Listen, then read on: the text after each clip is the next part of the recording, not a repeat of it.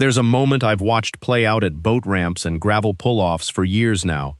A guy stands at the open tailgate of his truck, in front of a lake he has never fished in his life, and he doesn't move. It isn't for lack of lures. He's got 100 of them in front of him, some still sealed in the packaging. He's frozen because he's trying to answer a question nobody standing on that bank can answer yet. What do they want today? On brand new water, that question has no honest answer. Not yet. You haven't earned one. So let me hand you a different question. Not what do the fish want, but which lure will teach me the most over the next 10 casts. That's a completely different job description for a piece of plastic and lead. And here's what I'm promising you.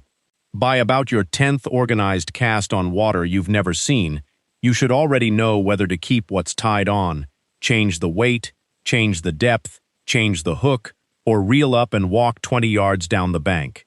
10 casts, not 10 hours. Here's why that box freezes people.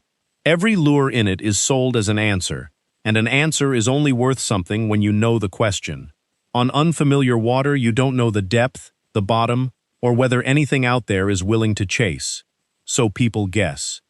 They tie on whatever worked somewhere else, fan casts for 40 minutes, catch nothing, and decide the lake is dead. Most of the time, the lake was fine. The casts just weren't asking anything. There's a man worth knowing here, and most anglers under 40 have never heard his name. Elwood Perry, out of Hickory, North Carolina. Everybody called him Buck. He had a degree in physics and math, and in 1946, he patented a lure called the spoon plug that he and his wife stamped out in their garage. He sold millions. Today, he's called the father of structure fishing. Here's the part that stuck with me. The man selling the lure spent his life telling people the lure was not the important part. And I'll be straight with you. Perry made his living off those things, so take the sales pitch with the salt it deserves.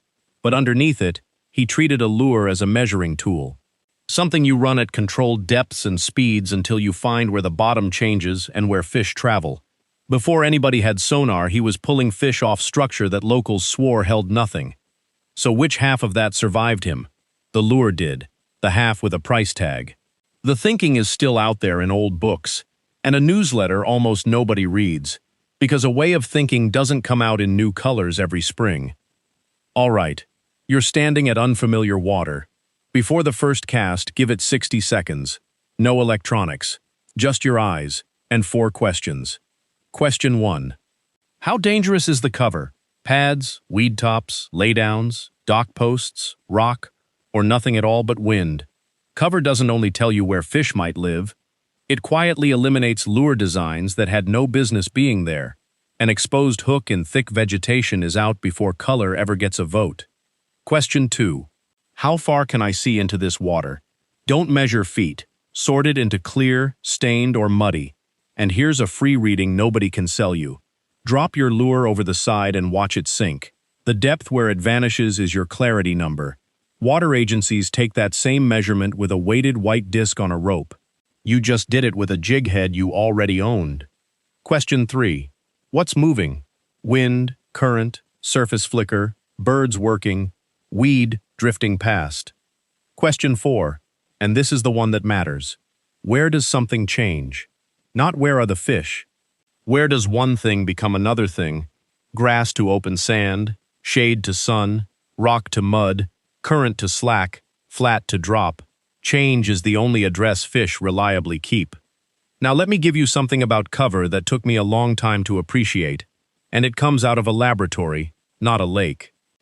In 1982, Jacqueline Savino with the Ohio Cooperative Fishery Research Unit and Roy Stein in zoology at Ohio State put largemouth bass and bluegill in pools with artificial plant stems at 4 densities and watched. In sparse stems, the bass caught bluegill about as well as in open water. Crank it up to around 250 stems per square meter, and their success fell to almost nothing. In follow-up work, they saw something better. As the plants thickened, the bass stopped hunting by searching and switched to ambushing. Pike ambushed no matter what. Now, those were pools. Fake plants, no wind, no boat traffic, hold it loosely. But the so what is enormous.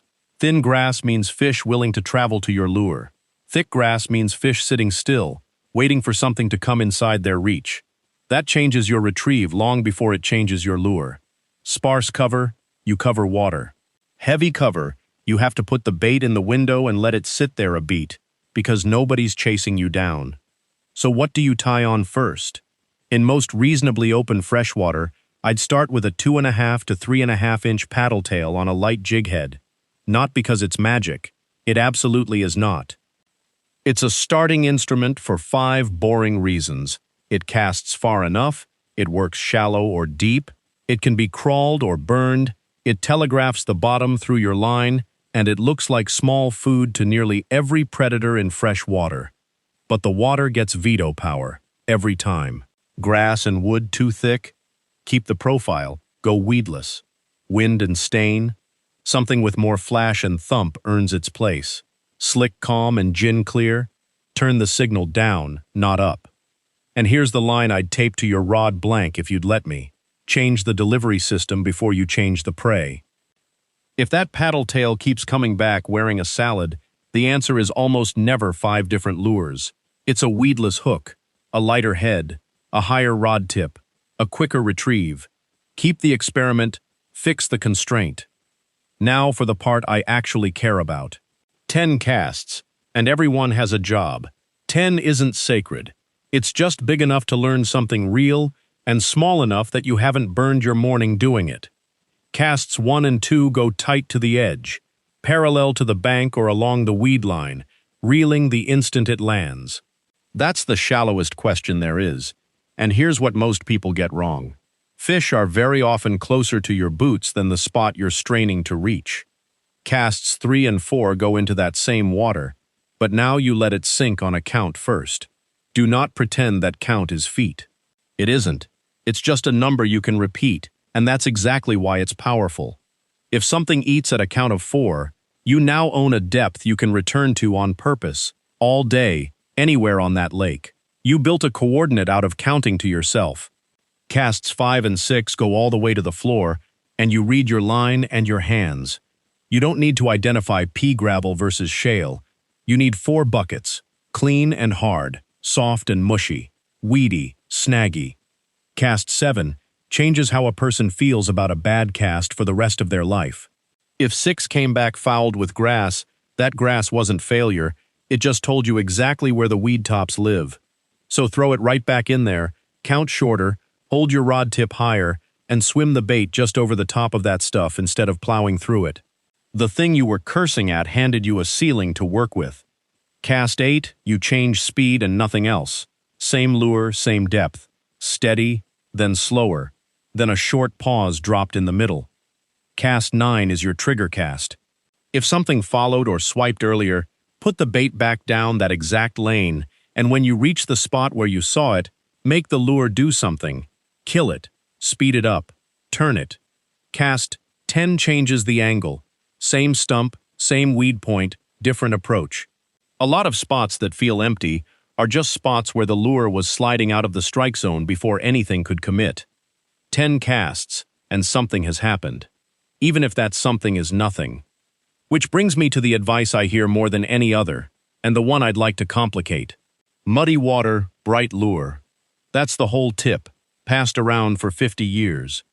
Daniel Shoup and David Wall, out of the Kaskaskia Biological Station at the Illinois Natural History Survey, ran largemouth bass in tanks at 4 turbidity levels and tracked what they actually ate. In the clearest water, they took shad and bluegill and largely refused crayfish. Dirty it up and the selection flattened. At the muddiest level, feeding rate dropped hard. Shoup later carried it into real reservoirs in Oklahoma with Drew Lane, and consumption still fell as turbidity climbed. Tank work and field work both. And still, no study is your lake on a Tuesday afternoon. But the so what fits in your pocket.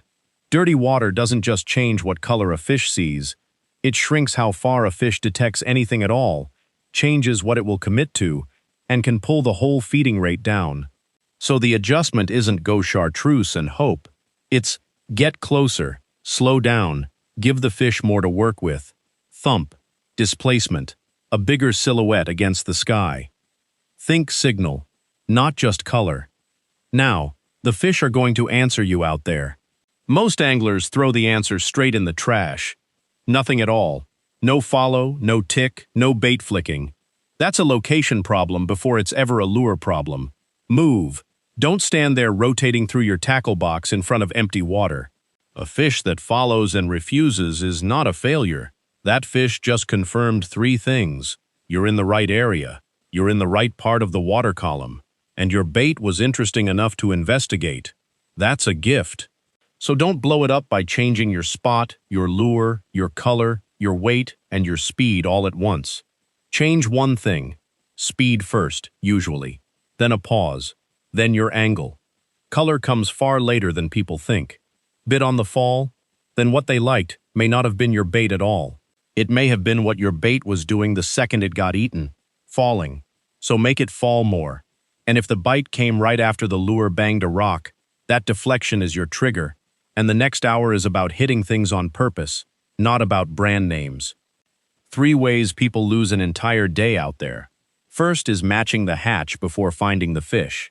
Matching forage is real, but a perfect imitation of the wrong bait fish in empty water still catches nothing. That's false precision, and the cruel part is, it feels like skill while you're doing it. Second is heavier is better. Heavy casts far and sinks fast, but if it's burying in mud or ripping through the strike zone too fast to be eaten, you aren't getting better information, you're getting worse information faster. Use the lightest weight you can still feel and control. Third is quitting on a lure that's doing its job. The bait that keeps ticking wood is telling you the wood is there. Put it in a drawer and you've deleted your own sense of touch. And this is the part it took me the longest to accept. On unfamiliar water, the right lure is not the one that catches the first fish. It's the one that eliminates the wrong water fastest.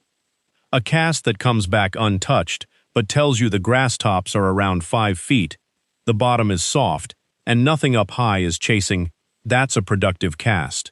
A fish caught by accident, on the wrong lure, at a depth you weren't even tracking, teaches you nothing, and it will lie to you for the rest of the day while you try to repeat it. We were all trained to count fish. The better scorecard is how much of that lake you've honestly ruled out by noon. And now the uncomfortable part. Here's the one thing I'll say about the tackle industry in this entire video. None of what I just described has a shelf. You cannot patent a countdown. Nobody can package cast with a question in mind and release it in a new color next spring. A process doesn't expire, which is exactly why learning one never replaces anything you own. That isn't a conspiracy. That's just what happens when the useful thing is free. So what do you need to walk up to unknown water? Not 60 lures, 2 small paddle tails, 1 natural and 1 darker for contrast, 2 jig head weights, weedless hooks for the nasty stuff, 1 louder moving bait for wind and stain. That's not 4 magic lures, that's 4 ways to change depth, snag resistance, signal, and speed. The only 4 things you were ever really adjusting anyway. I put the whole thing on paper. The 60-second audit, the 10-cast sequence, and a fish response table telling you which single variable to change next. It's called the Unknown Water Lure Decision Card. It's free, and the link is in the description. Print it, fold it, keep it where it'll get wet. One more thing before you go anywhere new. Check your state and local regulations first. Seasons, limits, protected species, and especially the rules on live bait, because moving bait or fish between waters is illegal in a lot of places, and it's one of the fastest ways a good lake gets ruined. Let's go back to that guy at the tailgate. Nothing about the lake changed. It's still unfamiliar water, and he still doesn't know what they want. But if he tied on something he can control, gave the water 60 seconds, and made 10 casts that each asked one honest question. He knows where the grass tops start, whether the bottom is hard or soft, whether anything up high will move, and whether he should stay or walk. That isn't luck, and it isn't a lure. That's a lake that finally started talking, because somebody finally asked it something. The right lure doesn't guess what the fish want. It gets you the information that makes the guessing unnecessary. And I'll leave you with an opinion plenty of people are going to argue with, which is fine by me. On brand new water, color is the very last thing I change. Some mornings I never touch it at all. So tell me where I'm wrong. What's the first lure you tie on when you've never seen the water, and has color ever truly saved a day for you? Or was something else doing the real work while the color got the credit? I read the comments,